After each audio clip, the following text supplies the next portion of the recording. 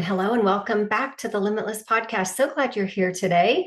I am enjoying just a beautiful fall day. I'm so excited for the fall weather. I won't be so excited once we start getting snow and ice on the roads, but it is beautiful now. We're still in the process of moving, getting things all together, getting the renovation done, but it has been just a fun process. And since I have done a lot of my nervous system healing, I'm not so anxious about things. Things just kind of roll off my back. It is what it is. We're going to have fun in the process. And our new place is going to be beautiful. And I can't wait to see the transformation and share that because it is a passion project. I love seeing the potential in something and then seeing it through to fruition. So that's a little bit about me. I'm glad to be here with you. And hello. I'm so honored that you are here, and I hope that you are here to listen to more about conscious marriage, because that's what I'm going to talk about today. It's talk about a passion project.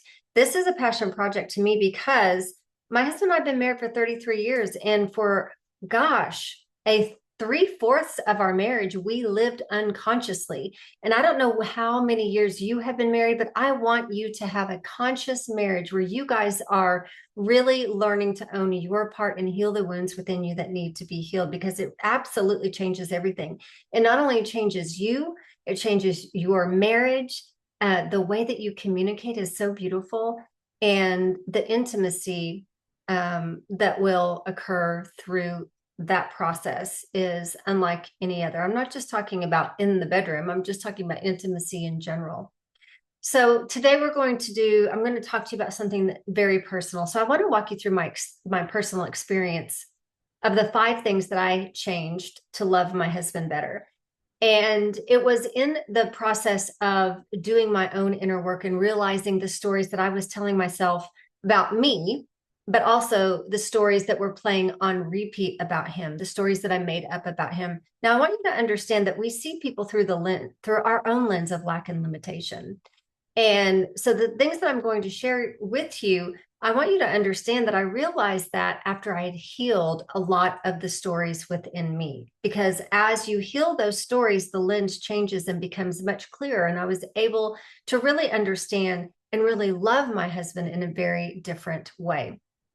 And so I want to be really clear before I really start sharing this. This isn't about ignoring real issues in your marriage. It's not about, I just need to love him better. I was actually in that place for many, many years. There were real issues in my marriage. And I kept thinking that I just had to do more. This is not what I'm talking about here.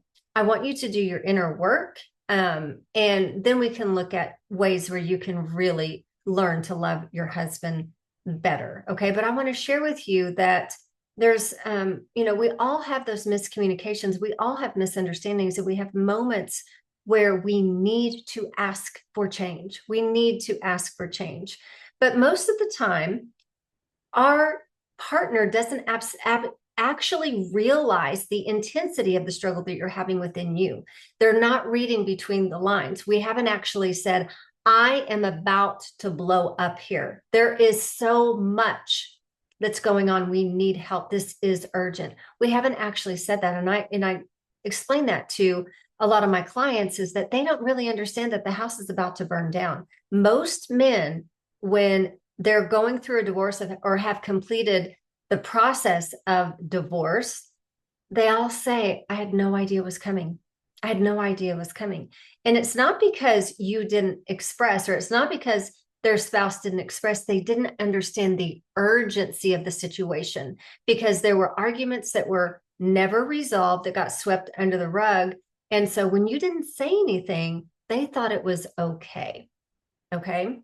But let's dive into this. So I want to show you some of the things that I recognized within me that I really needed to do differently in my marriage.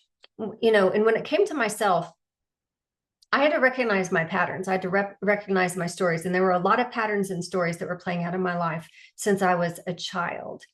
And I had to take responsibility for my side of the street. He needed to take responsibility for his side of the street. But regardless, if he was not willing to do the work, I was.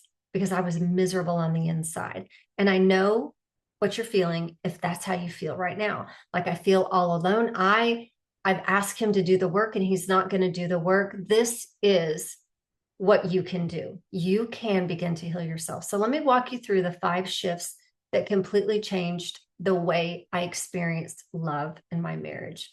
So number one thing, this is where I started, is releasing my resentment. For years, I carried resentment.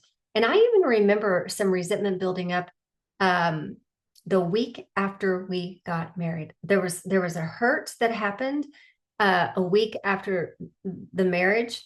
I was hurt. It was because of my childhood wounds. And that was a struggle for me for our entire marriage. So it was from miscommunication, it was from disagreements, but and a lot of times it was feeling like it was all up to me managing everything. At that particular time in my life, right after our honeymoon, when this particular thing happened, and it wasn't even really a big deal, but I was newly married. We just got home from our honeymoon. I was getting ready to go on my rotations. I was gone for 4 to 6 weeks away from my new spouse as a physician's assistant student. That was part of what I was doing. We literally got married. We were gone a week. We came back and I was gone. I was on rotations. And the minute that we got back from our honeymoon, my husband took a trip for a week. And it pinged me so bad because that was the last week that I had to actually spend time with him before I really got busy being busy. And so what happens is I felt like I was carrying the load. Now I've got to go to work. I've got to go learn. I'm going to be away. Just all of those things. I felt like I was just managing everything. And the problem with resentment is it just stacks. It stacks. So the more resentment, the more it stacks, the more angry you get. Every unspoken need that we do not verbalize becomes a tally on that list. And that's what happened with me. The more I held on to the list, the further away I fell from him. I didn't feel. I just felt like we were distant. And the shift really came when I stopped keeping score. I learned to stop keeping score. And that is something that's really hard when you don't even recognize that you're keeping score. When I realized the resentment it wasn't protecting me. It was actually poisoning me. And it was poisoning me from the inside out.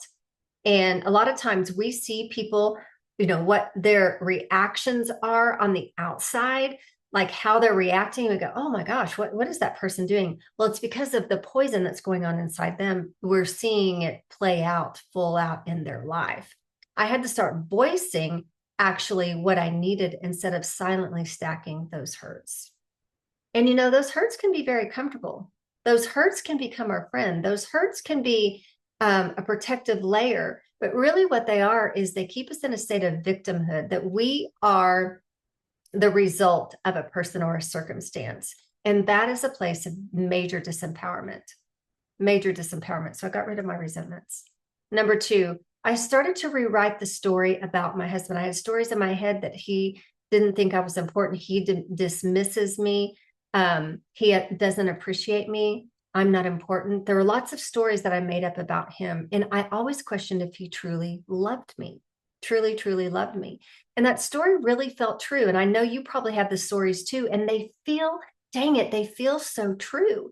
And they feel true because we actually go back to that tally list to prove, yeah, it is true. See, I've got all of these circumstances in the past that prove he doesn't love me. But the truth is, we're actually just echoing our old wounds that are filtered through our subconscious. That's what's happening. Okay. And when I began to shift the story, I started to see something different. I saw the ways that he was actually showing up. I saw his effort, even if it looked different than mine. Isn't that the truth? We believe that they need to do things the way that we do. But I started to see how he was truly showing up. How it was different than mine. But I needed to really see he really is showing up. He really is showing up. And when I began to change that story that I was telling myself, I could change what I saw in my spouse. And it worked. It absolutely worked. Number 3, taking responsibility for my feelings and my needs. This was a hard one for me. I'm just going to be really honest because I fell for the Cinderella story because of, my childhood where there wasn't a lot of consistency. I desired that from my spouse. I desired consistency. And I really thought that it was going to be, man, this is it. This is what is going to really complete me and make me feel whole and happy. I really believed that. So to be responsible for my feelings and my own needs was something that was very difficult. I really had a hard time detaching from that particular belief that my spouse was responsible to keep me safe, that my spouse was responsible to take care of me, that my spouse, that he was responsible for every little making me important, not dismissing me, having my back in every single way. Now, some of that, sure, we like that. That's precious. But here's the thing, is that when we're constantly seeing him through the eyes of what is missing, it's hard for him to show up in the ways that we are actually needing. Because as we build up those resentments, we build up those walls of protection, and those walls are actually not allowing us to see what he really is adding to the equation. So I pointed the finger and I blamed a lot. There were so many years when I was in blame and justification, blaming him and justifying my anger, blaming him and justifying my hurt feelings. Blaming him was just justification of the wounds that I was experiencing at the time. And I wanted him to meet my needs. I wanted him to anticipate my desires. And I wanted him to set boundaries that I actually couldn't. Whew, that's a hard one. Set boundaries that I couldn't. But the truth was, I wasn't taking responsibility for myself. And what I recognized in that particular moment is I needed to take responsibility. I wasn't even clear about what I needed because I hadn't given myself permission to ask for it ever. Because I was always looking for someone else to meet my needs. I was always looking for my parent to meet my needs, or my girlfriends to meet my needs, or my spouse. Okay. So I never really took ownership for my feelings, my desires, my boundaries. And when I did, everything started to change because suddenly I wasn't waiting on him to fix me. I took full responsibility for myself, and I was showing up for myself, and that shifted the entire dynamic between the two of us, the entire dynamic. Number 4, changing my lens from lack to gratitude. And I used to live through this lens of lack. I saw what he wasn't doing. I saw how he wasn't being enough, and I saw all the ways that he was falling short. And it's, really sad to say that I was experiencing that. But most of us, that's how we are accustomed. We are accustomed to looking at people through our own lens of lack. And here's what I know now is what you focus on actually expands. And when I focused on lack, that's all that I saw. Can you relate to that? I didn't know how to relax. I didn't know how to receive and simply to enjoy what was right in front of me. I took it all on myself, and then I blamed him for not stepping up. I blamed him for that. And that blaming, that justifying that I held on to for years and years, it was actually causing so much harm within myself, so much harm. What's inside is going to spill it on the outside, right? So much harm to my husband. Here's the shift. My shift was learning to see what was good, to name what I was grateful for, and to actually receive it, to stop sweating the small stuff and start beginning to relax and have fun. To relax and have fun. Gratitude changes everything. Start thinking about the things that he does. You may be in a place right now where it's hard to see those things. That's okay. I've got some help coming your way. Number 5, reconnecting to myself. This is huge. It is so huge because when you build up so many walls of resentment, you build up walls not just to give love, you all actually build up walls to receive love as well. And this is the piece I didn't know that I was missing. I had absolutely disconnected from myself. I was so busy trying to source love from someplace else to receive validation and actually joy from my husband that I forgot it actually starts with me. And when I reconnected with my body, when I slowed down my nervous system, when I embraced my feminine energy, something powerful happened. I didn't need him constantly to fill me up. True story. I began to radiate a different energy, one that invited connection instead of demanding it. Inviting connection instead of demanding it. It was so different and so attractive to your spouse. And this was the deepest shift for me because loving myself enough, I learned to love myself enough to stop outsourcing my wholeness to anyone, to anyone. So these 5 shifts, I want you to understand, weren't easy. They required unlearning years of patterns, and they required some hard conversations and moments that I had to step back and I had to give him some space. But here's what I know. When I stopped trying to change him and decided to look at me, everything about our marriage transformed. Transformed. It's not perfect. I'll be the first one to tell you it's all about growth. And we continue to grow and evolve as a couple, but we do it in a conscious way. We're both aware of our triggers. We're both aware of those wounds and hurts, that inner child, etc. And we work on healing those together. So I want to invite you again to my 3-day workshop. And in the 3-day workshop, we're diving deep into the resentment. So what are you holding on to? What resentment are you holding on to? What are the stories that you're telling yourself about your spouse? Are you taking responsibility for your feelings or you're outsourcing them? And what lens are you looking through? Lack of gratitude. We're going to dive into that. And when you dive into the resentment and you finally see them all out on paper, you can begin to heal the stories that are behind them. And that's where the real magic happens, my friend. So we're going to put the information in the show notes. Go and click the link, save your seat, invite your friends. Invite your friends. You know who they are, the ones that talk to you about their spouse all the time. Invite them to come. Would love to have you. It's going to be transformational. Thank you for joining me today. I love you, and I'll see you soon. Take care.